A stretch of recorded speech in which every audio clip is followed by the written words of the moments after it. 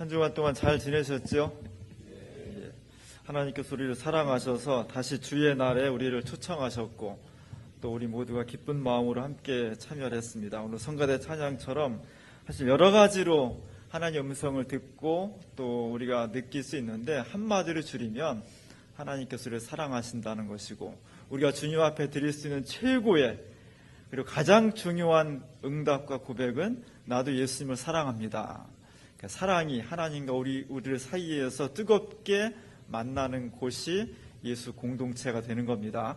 올 한 해 동안 주님의 사랑이 우리 공동체에 많이 내리고 우리도 예수님을 정말로 사랑합니다는 고백이 찬양과 기도와 실천을 통해서 우리의 삶과 역사 속에서 충분히 이루어질 수 있기를 간절히 바랍니다. 올해는 무슨 해예요? 무슨 띠죠? 양의 해죠. 양의 해. 동양 전통에서는 12마리의 짐승을 동물을 형상화해서 그것을 각 해와 이렇게 연결을 시켰습니다. 작년에는 말의 해였습니다. 말은 굉장히 역동적이죠. 동서양을 막론하고 말은 힘차고 굉장히 힘이 넘쳐나고 사회를 새롭게 할 수 있는 그런 어떤 능력을 가지고 있는 것이었는데 작년에는 그냥 말도 아니고 청말이었습니다. 말 하나만으로도 힘이 찬데 거기에 다시 청말이 입혀져서 더 힘차고 더 희망 섞인 그런 한 해를 2014년도에 우리가 힘차게 출발했습니다. 1년을 지나고 나니까 청말에 대한 기대가 굉장히 많았었는데 실망도 많았죠. 작년엔 사실 갑오년이었습니다. 우리나라 근대사에서 1894년도 120년 전에 갑오 농민 혁명이라는 것은 대단히 중요한 의미를 가지고 있습니다. 우리나라에 억눌린 민초들이 역사에 직접적으로 참여해서 새로운 역사와 새로운 사회혁명을 일으킨다는, 물론 성공하지는 못했지만 그 수많은 희생을 통해서 새로운 역사의 변혁의 주체가 되고자 했다는 것은 우리 역사에 대단히 중요한 거예요. 청말에다가 갑오농민 혁명 120주년에다가 두 번 갑이 돌았다는 굉장히 중요한 의미를 가지고 시작을 했는데 돌이켜보니까 우리나라 역사상 아마 끔찍한 사고로 빠놓을 수 없는 세월호 사고가 있었고 그것이 단순한 교통사고가 아니라 그 속에 우리 사회가 가지고 있는 모순과 탐욕과 인간의 죄악이 집약적으로 나타난 정말 끔찍한 사고였고 또 어렵게 이루어놓은 민주주의가 아주 현저하게 퇴보한 한 해였습니다. 그렇게 따지면 우리가 그렇게 12지 동물을 연결시켜서 풀이하는 것이 재미는 있는데 딱 맞지는 않는다 그런 생각이 들어요. 사실 인간의 운명과 역사가 그렇게 동물과 연결지어서 탁탁 맞아 들어가겠습니까? 그런 것 자체가 사실은 넌센스인 거죠. 그럼에도 불구하고 우리가 그것을 한번 찾아보는 것은 우리나라 옛날 선조들이 왜 그렇게 생각했는지, 그들의 사고방식, 그들의 바램, 그들의 삶의 어떤 사유 이런 것들을 한번 되돌아볼 수 있는 계기가 되기 때문입니다. 올해는 무슨 해예요? 양의 양. 그냥 양도 아니고 청양. 청량이라 또 많은 기대를 가지고 시작을 하고 있습니다. 좋습니다. 시작하면서부터 절망적이고 시작하면서부터 기대 안 하는 것보다는 뭔가 올해 새로운 인생, 새로운 역사, 새로운 교회, 새로운 사회 이런 기대를 한번 갖게 되고 그것을 많이 연결시켜 설명하는 것은 나쁜 건 아니에요. 특별히 기독교 전통에 있어서 양이라고 하는 것은 구약 성서였을 때부터 신약에 이르기까지 아주 중요한 의미를 함축하고 있기 때문에 올해 기왕 양해가 됐으니까 양과 함께 성경의 본문을 한번 생각해보고 또 우리가 어떻게 신앙생활을 하면 좋을지를 생각해보는 것도 중요한 의미가 있을 것 같습니다. 오늘 우리가 함께 읽은 요한복음에 서신 이 복음서는 다른 마가나 마태, 누가와 조금 다른 성격이 있다면 예수님의 긴 이야기예요. 예수님이 제자들을 앞에 놓고서 긴 말씀을 해요. 긴 말씀. 다른 복음서들은 딱딱히 분절돼서 사건을 중심으로 기록이 되어 있는데 요한복음은 굉장히 긴 이야기예요. 그리고 그 긴 이야기가 어떤 정점을 향해서 나아가고 있어요. 그 긴 이야기 속에는 뭔가 대립도 있고 격돌도 있습니다. 논쟁도 있고 그 정점을 향해 나아가는데 그 정점이 바로 예수님의 십자가입니다. 예수님의 십자가를 향해서 예수님의 말씀이 계속 격정적으로 나아가고 있는 그런 구조를 가지고 있어요. 오늘 이 본문도 그냥 딱 10장이 따로 떨어져 있는 것이 아니라 그 전에 7장, 8장, 9장 쭉 이어져 오는 겁니다. 그 이어져 오는 구조 속에서 지금 예수님이 어떤 사람들과 논쟁을 벌이고 있는 거예요. 그러니까 오늘 말씀은 그냥 편안하게 앉아서 야 나는 목자고 너희는 양이다 이렇게 말씀하신 것이 아니라 뭔가 예수님을 괴롭히고 예수님을 죽음으로 몰아가고 있는 사람들과의 긴장된 어떤 대결, 그들과의 논쟁, 그것이 말싸움으로 끝나는 것이 아니라 마침내 이 논쟁 끝에는 한 사람은 죽고 한 무리는 그를 죽이는 그런 어떤 사건이 예정되어 있는 그런 긴박한 논쟁이 되는 겁니다. 오늘 예수님께서 이런 표현을 써요. 나는 선한 목자고 정식으로 문으로 들어오지 않은 사람들은 도적이며 강도다. 도적이며 강도라고 하는 것은 진짜 목자가 아니라는 거죠. 진짜처럼 보이는데 그런데 아닌 거. 이것을 한문으로 뭐라고 그래요? 사입이라고. 사입이. 우리가 사입이 그러면 좀 안 좋은 어감 같은, 사실은 사입이란 말은 한문으로 하면 그런 것처럼 보이는데 사실은 그렇지 않은 것을 사입이라고 해요. 작년에 사입이라는 영화도 나왔어요. 우리나라 사회에 우리 인간 관계에 있어서 사이비가 많다는 것은 대단히 건강하지 못하다는 거예요. 왜냐하면 사이비가 많으면 진실성이 떨어져 버려요. 신뢰할 수가 없어요. 차라리 아니면 안 믿는데 긴 것처럼 보이는데 나중에 오랜 시간 겪어보고 경험해보니까 아니었더라.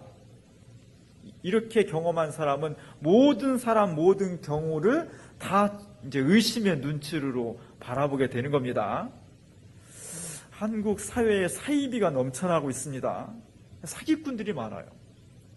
불행한 것은 한국 교회도 이 사이비에 지금 많이 몸살을 앓고 있습니다. 진짜 신앙인 것 같은데, 진짜 종교인 것, 기독교인인 것 같은데 따지고 보니까 아니었더라는 거예요. 한국 개신교에 이런 이단 종파, 사이비 종파가 굉장히 많습니다. 가까이도 있고요, 멀리도 있고 굉장히 고통스럽습니다. 사실 천주교나 불교에도 사이비가 있습니다. 어느 곳에는 역사가 있는 곳에는. 근데 그런데 왜 큰 문제가 되지 않느냐? 천주교나 불교는 중앙 집권적이에요. 그래서 조금 잘못된 게 있으면 아주 강력하게 제재를 가합니다. 근데 개신교 탄생은 13세기, 14세기, 15세기에 유럽에서 교황 중심적으로 너무 중앙 집권적인 걸 하니까 부패가 생겨서 거기에 반대하고 나온 거예요. 개신교의 태생은, 개신교는 태어나면서부터 중앙 집권을 싫어해요. 개체를 존중합니다. 그러다 보니까 다 개교회주의에 빠져서 너무너무 민주적이긴 한데 질서가 없어지는 거예요. 개신교는 근본적으로 사이비가 나타날 수밖에 없는 구조를 가지고 있어요.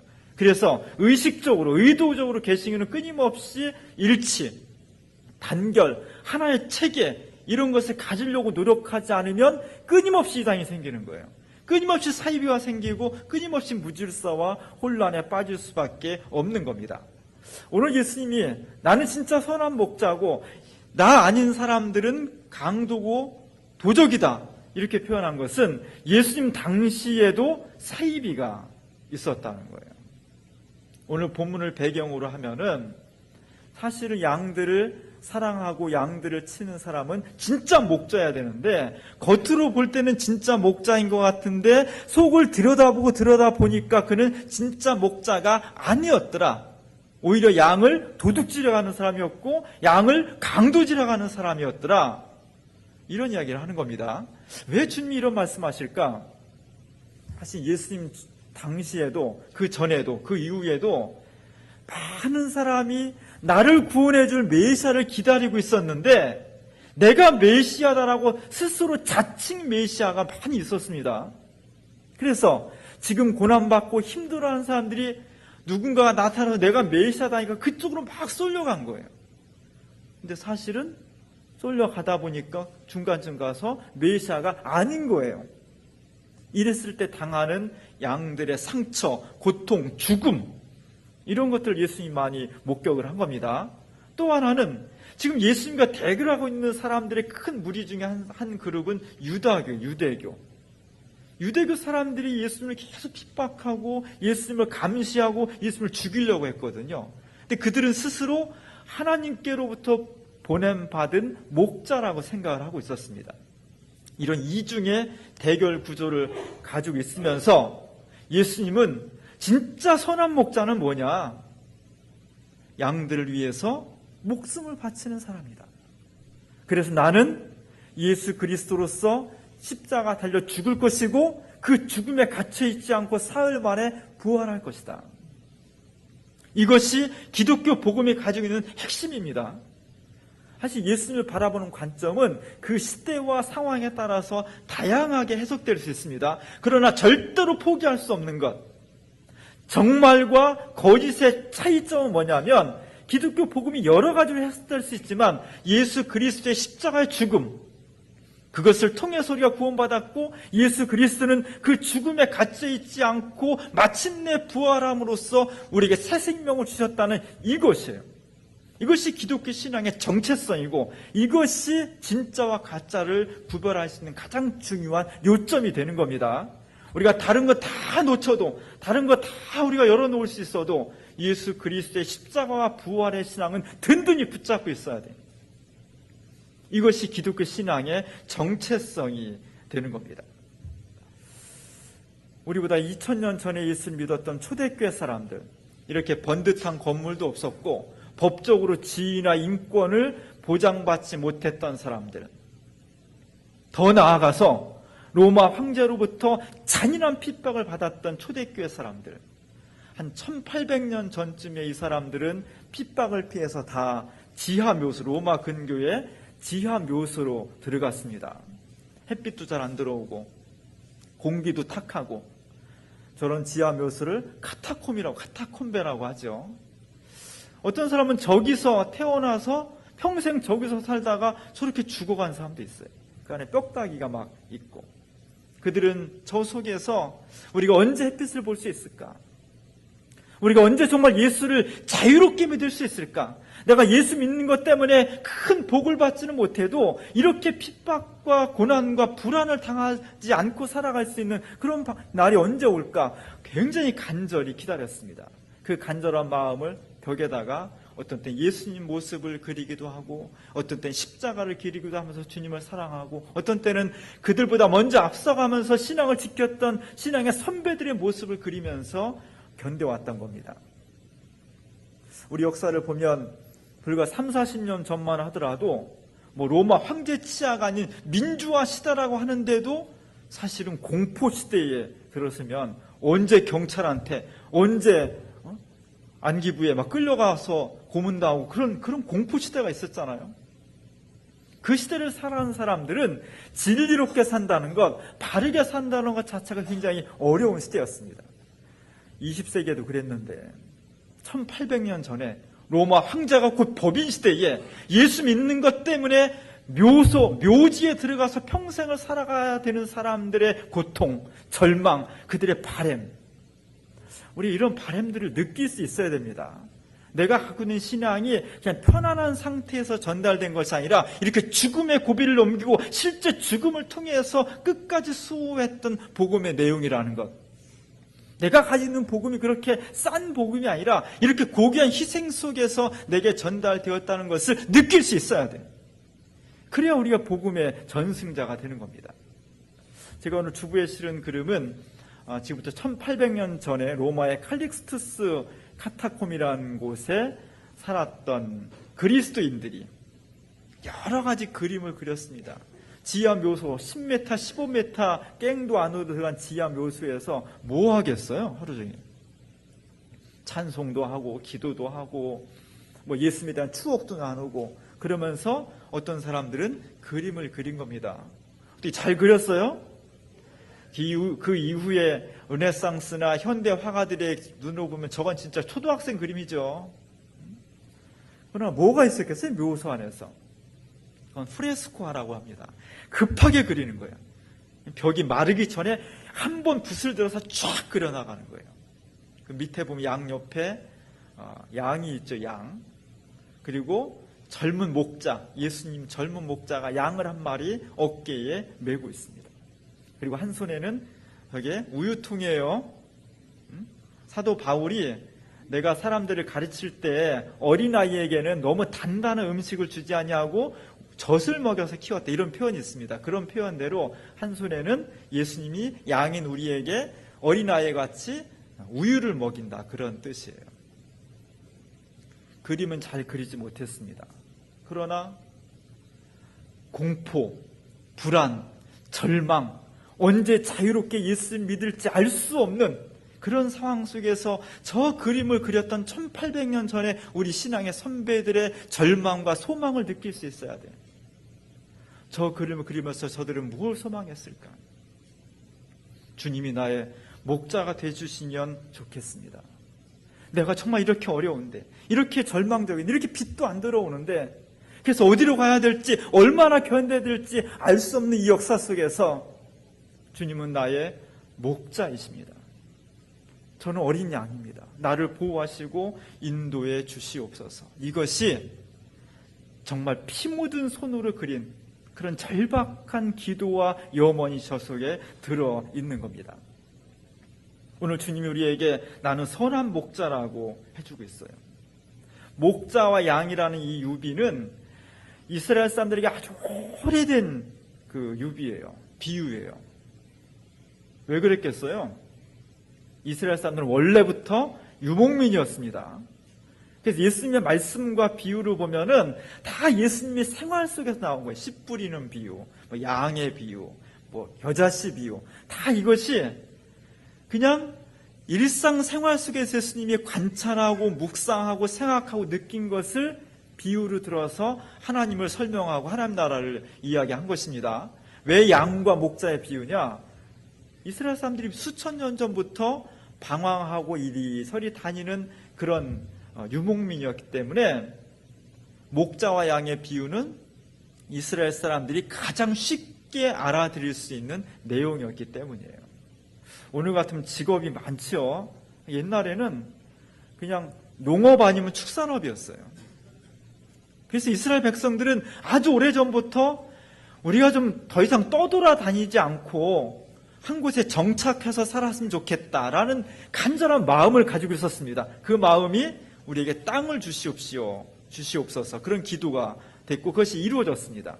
그렇다고 해서 농사를 짓기 시작했다고 해서 목축업이 한 번에 없어졌겠냐? 그러지 않습니다. 왜냐하면 밀만 먹고 살 수는 없는 거거든요. 고기도 먹어야죠. 그래서 이 사람들의 중요한 산업 중에 하나는 가나안에 정착한 후에도 목축업이 굉장히 중요한 산업이었습니다. 이 얘기를 들은 거예요. 그 생활 속에서 양 무리들에게 목자가 얼마나 중요하다고 하는 것은 이스라엘 사람들에게 굳이 설명하지 않아도 너무나 잘 아는 거예요. 목자가 없는 양이라는 것은 위험에 빠지기 때문입니다. 오늘 예수님께서는 왜 선한 목자냐? 양 우리에 있는 양들을 데리고 나갈 때 예수님께서 한 사람 한 사람 이름을 부른다는 거예요. 이름을. 우리 온 국민이 좋아하는 김춘수의 꽃이라는 시가 있죠. 내가 그의 이름을 불러주었을 때 그는 나에게 와서 꽃이 되었다. 뭐 사춘기 때 연애 편지 쓸 때 이거 안 들어가면 안 되잖아요. 사실은 그냥 지천에 널려있는 꽃인데 내가 그의 이름을 불러주었을 때 그는 나와의 특별한 관계가 된다는 거예요. 예수님과 우리가 양이라고 하는 것은 오늘 본문에 보니까 각각의 이름을 불러준다는 거예요. 그건 뭐냐면 주님이 나를 특별한 사람으로 생각한다는 거예요. 나를 특별한 인간, 특별한 존재. 우리 사이가, 예수님과 우리 사이가 그냥 막연한 사이가 아니라 정말 특별한 삶과 죽음을 나누는, 인격을 나누는 그런 특수한 관계가 된다는 겁니다. 우리는 그런 존재예요. 주님이 아무개라고 우리 이름을 특별히 불러주는 존재. 너무너무 감사한 겁니다. 또 예수님께서는 우리를 친히 인도하여 내시는 인도자가 되어주신다는 거예요. 양을 인도한다는 것은 대단히 중요합니다. 우리 인생은 연습이 없는 거죠. 저는 인생에 연습이 없다는 게 참 아쉬워요. 한번 살아보고, 결혼도 그래, 한번 살아보고 하면 참 좋을 텐데 그럴 수 없잖아요. 인생도 연습을 한번 살아보고 그 다음에 진짜로 사는 거라면 나 정말 잘 살 수 있을 것 같아. 근데 아쉽게도 인생과 사랑에는 연습이 없어. 한번 끝인 거예요. 그런 인생 가운데에서 내가 어떻게 인도함을 받느냐가 너무너무 중요한 거예요. 우리가 초행길을 걸어가는데 누구 말을 잘 들어야 돼요? 내비양의 말을 잘 들어야 돼요. 잘못 들으면 엉뚱한 데로 가요. 우리 인생과 연습이 없는 인생과 사랑 속에서 나를 누가 인도하느냐가 대단히 중요합니다. 해외여행을 해보면 가이드를 잘 만나야 돼요. 가이드 잘못 만나는 날은 그 여행이 재미나 의미가 반으로 줄어버려요. 가이드 중에는 그냥 진짜 직업싸움 하는 사람이 있어요. 일당 받고 그냥 그 내용도 그냥 외워서 마치 그냥 녹음기 틀어놓듯이 그냥 잘잘잘 얘기하고 마는 사람이 있어요. 근데 어떤 사람은 물론 직업이지만 정말 이것을 즐겁게 책에 나와 있는 거 말고도 자기가 또 막 알아봐가지고 막 이것저것 막 섞어서 막 그냥 진짜 막 신나고 정성스럽게 해주는 가이드가 있어요. 그런 사람 만나면 여행이 훨씬 더 풍성해집니다. 우리의 인생이라는 여행 속에 그것으로 끝나는 것이 아니라 정말 구원과 영생을 향한 이 여정 속에서 가이드를 누구 만나가 대단히 중요한 거예요. 근데 오늘 예수님께서 우리의 안내자가 되어주신다는 겁니다. 내 이름을 하나하나 불러일으킨 다음에 우리에서 꺼내서 영원한 생명을 향한 안내자가 되어주신다. 예수님께서 너무너무나 중요한 거예요. 저렇게 양들을 끌고 가는데 만약에 저 앞에 목자가 없다면 저 양들은 산산조각으로 흩어지고 위험에 빠질 것입니다. 왜? 인생이라는 광야, 저 들판에는 아무도 없는 것이 아니라 저곳에 저 양들을 노리는 늑대가 있고 이리가 있고 죽음의 세력이 있기 때문입니다. 나는 그런 거 아무 필요 없어. 나는 내 인생을 책임질 수 있고 나는 자신만만해. 이것이 현대의 일반적인 관념이에요. 이것이 위험한 거예요. 내가 예수를 믿는다는 것은 인생을 살면 살수록 내 인생을 내가 책임질 수 없더라. 내 인생에 내 스스로 나를 구원할 수 없더라는 것을 절감하는 그 공간 속에 예수 그리스도의 복음이 들어갈 수 있는 겁니다. 오늘 예수님께서 내가 선한 목자가 되어주신다는 거예요. 강도도 있고 도적 목자도 있는데 주님은 내게 선한 목자가 되어주셔서 우리 한 사람 한 사람 내 이름을 불러주시고 내 인생을, 처음 가는 내 인생을 스스로 안내하셔서 영원한 생명과 구원으로 인도해 주신다는 겁니다. 이 은총을, 이 약속의 말씀을 정말 마음 깊이 받아들이는 곳에 구원의 역사가 발생하는 겁니다. 선한 목자가 있다면 반대로 선한 양도 있겠죠. 이쁘죠? 양을 저렇게 꾸미면 되게 이뻐요. 그래서 우리는 양 그러면 되게 순하고 이쁘고 착하고 말 잘 듣고 당신은 나의 순한 양이 되어줘 뭐 이렇게 얘기하죠. 그러나 실제로 양 키우는 데 가보면 양이 저러겠습니까? 실제 양이? 실제 양은 저러지 않습니다. 말도 잘 안 듣는 양도 있고요. 성질 더러운 양도 있고요. 그리고 저 털을 이렇게 보면 저거 잘 닦아서 그렇지 털이 사실 막 똥 오줌인 게 묻어가지고 딱딱합니다. 이제 이 간신히 헤집고 들어가면 부드럽지만 겉에는 되게 딱딱해요. 그리고 냄새도 많이 나요. 사실 우리는 하나님 앞에서 처음 봤던 새끼양처럼 순결하고 예쁘고 아름다운 모습은 아니에요. 어떤 땐 뿔도 나고요.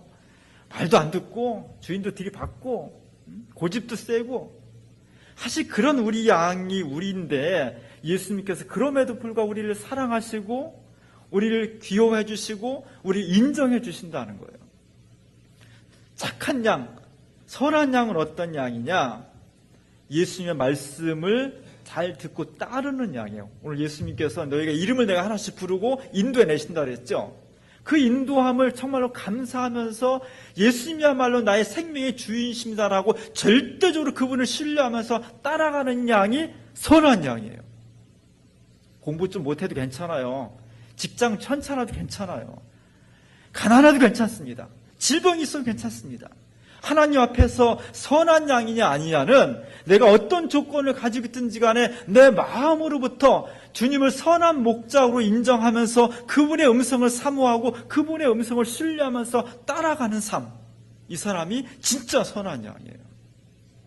오늘 예수님께서 우리에게 선한 목자가 되어주신다고 했습니다. 그 말씀을 읽고 정말 광야 같은 인생길 가운데서 어떤 때는 늑대가 나타나고 어떤 때는 이리가 나타나서 우리를 호시탐탐 노려보고 우리를 잡아먹으려고 하는 질병이든 경제적인 문제든 직장의 문제든 자녀의 문제든 부모님의 문제든 사회 역사적인 문제든 내 앞길을 막고 나를 힘들게 하는 그 어떤 것 가운데서도 나를 선하게 인도하시는 선한 목자 되신 예수님을 절대적으로 신뢰하면서 내가 주님을 따르겠습니다. 내가 주님을 의지합니다. 내가 선한 양이 되겠습니다. 이런 마음과 믿음과 결단을 가지고 한 해를 출발한다면 우리 주님께서 막대기로 우리를 보호해 주시고 푸른 초장으로 쉴만한 물가로 우리를 인도하셔서 올 한 해가 정말 은총의 한 해, 축복의 한 해가 될 것입니다.